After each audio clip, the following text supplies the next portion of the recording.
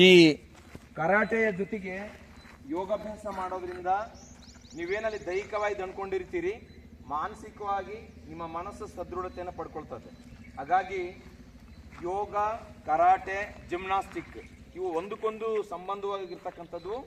ಈಗೇನು ನೀವು ಇದರಲ್ಲಿ ಸ್ಟಾನ್ಸ್ಗಳ ಮೂಲಕವಾಗಿ ದೇಹದ ಪ್ರತಿಯೊಂದು ಭಾಗಕ್ಕೆ ಇದು ಮಾಡ್ತಾ ಹೋಗ್ತೀರಿ, ಇಲ್ಲಿ ಮನಸ್ಸು ಸಂಪೂರ್ಣವಾಗಿ ಕಾನ್ಸಂಟ್ರೇಷನ್ ಆಗುತ್ತೆ.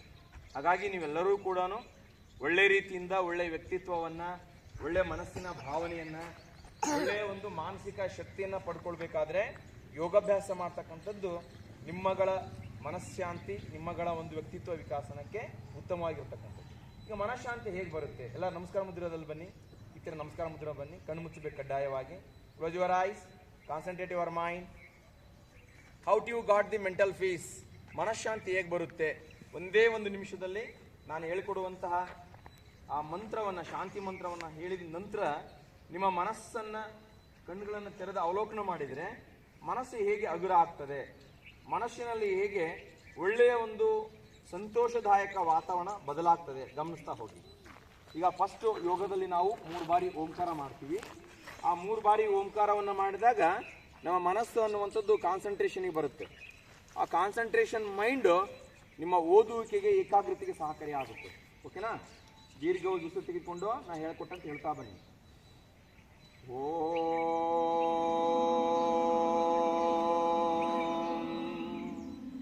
ನಾ ಹೇಳಿದ ಮೇಲೆ ಹೇಳಬೇಕು.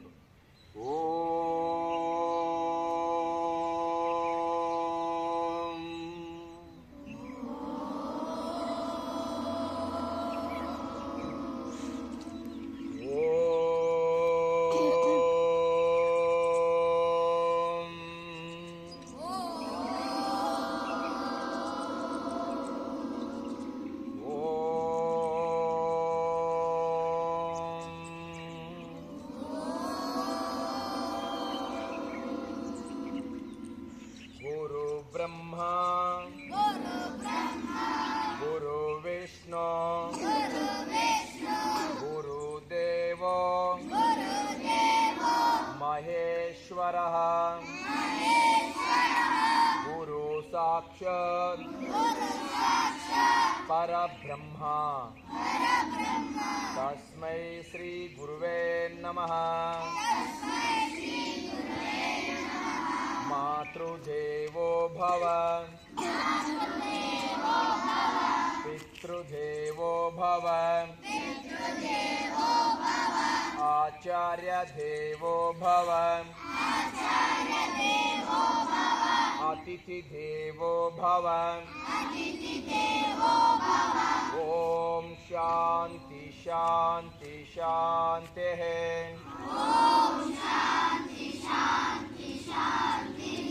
सहना भवतु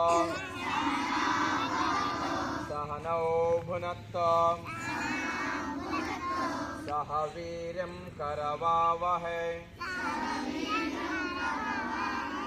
तेजस्विनावधीतमस्तु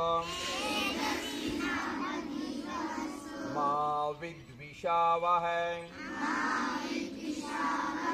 ओम शांति शांति शांतिः।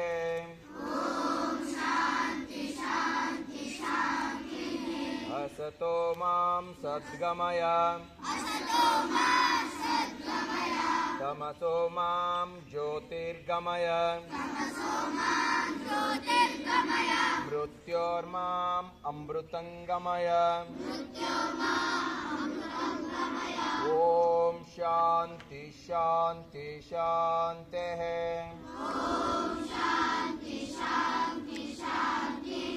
योगेन चित्तस्य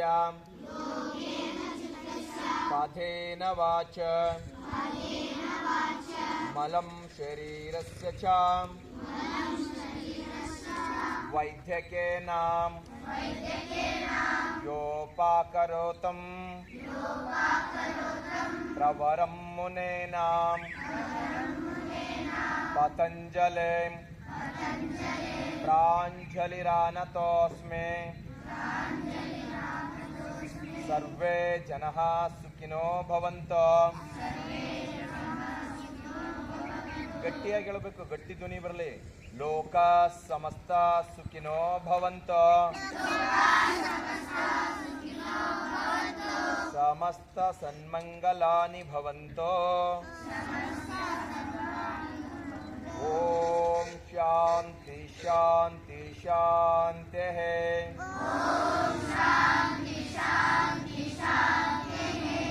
ಹೀಗೆ ಮನಸ್ಸಿನಲ್ಲಿ ನಿಮ್ಮ ತಂದೆ ತಾಯಿಗಳನ್ನು, ನಿಮಗೆ ವಿದ್ಯೆ ಕಲಿಸಿದ ಗುರುಗಳನ್ನು, ನಿಮ್ಮ ಮನೆ ದೇವರನ್ನು ನೆನೆಸ್ಕೊಳ್ತಾ ಮತ್ತು ಭಾವನೆಯೊಂದಿಗೆ ಏಕಾಗ್ರ ಚಿತ್ತರಾಗಿ ಒಳ್ಳೆಯ ಆಲೋಚನೆಗಳೊಂದಿಗೆ ಮನಸ್ಸನ್ನು ಕೇಂದ್ರೀಕರಣ ಮಾಡಿಕೊಂಡು ನಮ್ಮ ಯೋಗದಲ್ಲಿ ಪ್ರಥಮ ಹಂತದಲ್ಲಿ ಮನಸ್ಸನ್ನು ಗಟ್ಟಿಗೊಳಿಸುವ, ಮನಃಶಾಂತಿ ಕೊಡುವಂತಹ ಶಾಂತಿ ಮಂತ್ರದೊಂದಿಗೆ ಯೋಗ ಪ್ರಾರಂಭ ಆಗ್ತದೆ.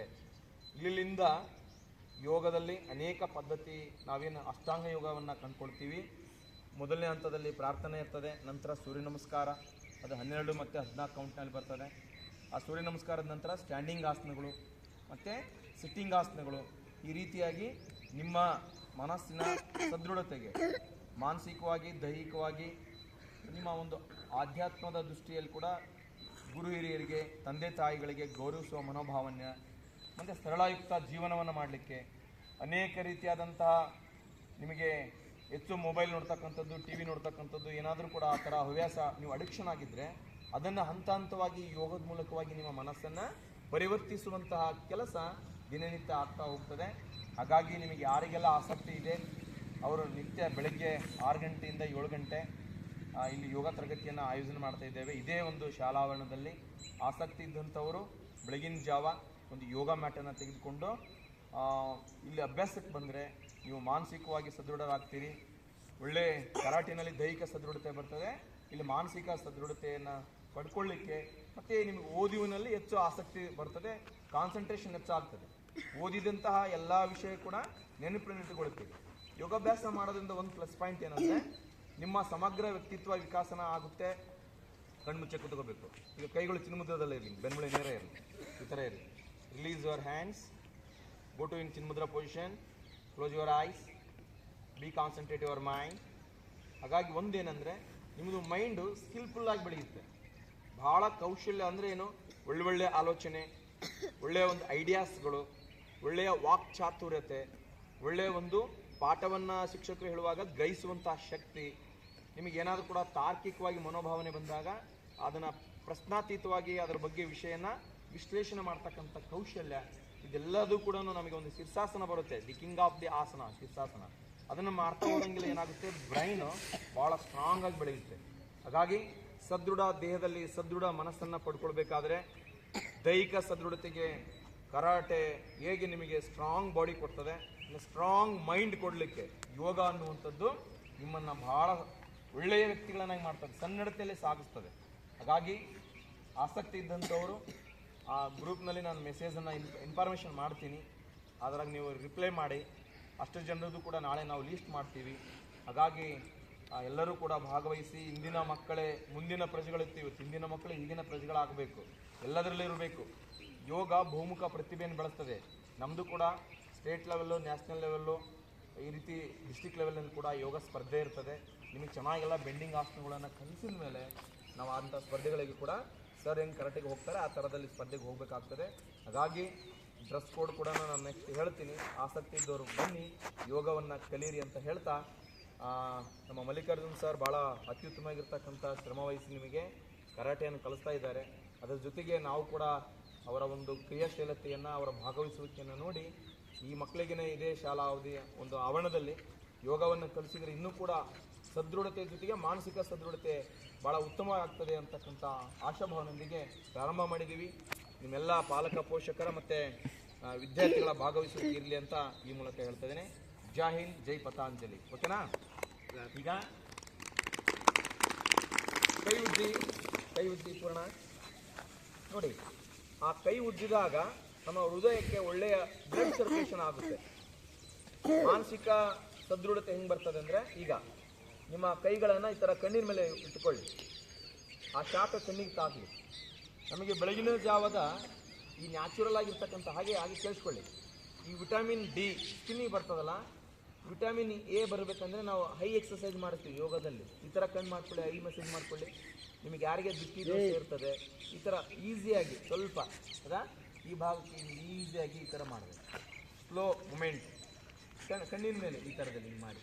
ಯಾಕಂದರೆ ಎಷ್ಟು ನೀವು ಮೊಬೈಲ್ ನೋಡ್ತೀರಿ, ಟಿ ವಿ ನೋಡ್ತಾ ಹೋಗ್ತೀರಿ, ಆ ಕಣ್ಣಿಗೆ ಎಕ್ಸಸೈಸ್ ಆಯ್ತು ಅಂದರೆ ನಿಮಗೆ ಕಣ್ಣಿನ ದೃಷ್ಟಿ ಭಾಳ ಸ್ಟ್ರಾಂಗ್ ಆಗ್ತದೆ.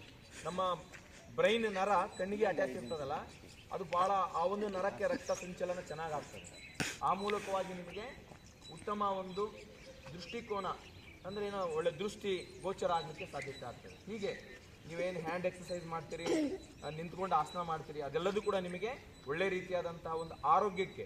ಯೋಗ ಅಂದರೆ ಆರೋಗ್ಯ ಅಂತ, ಮಾನಸಿಕ ಆರೋಗ್ಯ, ದೈಹಿಕ ಆರೋಗ್ಯದ ಜೊತೆಗೆ ಮಾನಸಿಕ ಆರೋಗ್ಯ. ಓಕೆನಾ? ನಾಳೆ ಎಷ್ಟು ಜನ ಬರ್ತೀರಿ? ಹಾಂ, ನಾನು ಇನ್ಫಾರ್ಮ್ ಮಾಡ್ತೀನಿ ಗ್ರೂಪ್ನಲ್ಲಿ. ಯೋಗ ಮ್ಯಾಟ್ ಎಲ್ಲರದ್ದು ಇದೆಯಾ? ಹಾಂ, ಯೋಗ ಮ್ಯಾಟ್ ನೀವು ತರಬೇಕು. ನಾನು ಒಂದು ಇಲ್ಲೊಂದು ಮ್ಯಾಟ್ ಹಾಕಿರ್ತೀನಿ, ಸರಿನಾ? ಓಕೆ, ಇದು ಇಲ್ದ ತಗೋಬೇಕು. ಹಾಂ, ಓಕೆ, ಥ್ಯಾಂಕ್ ಯು.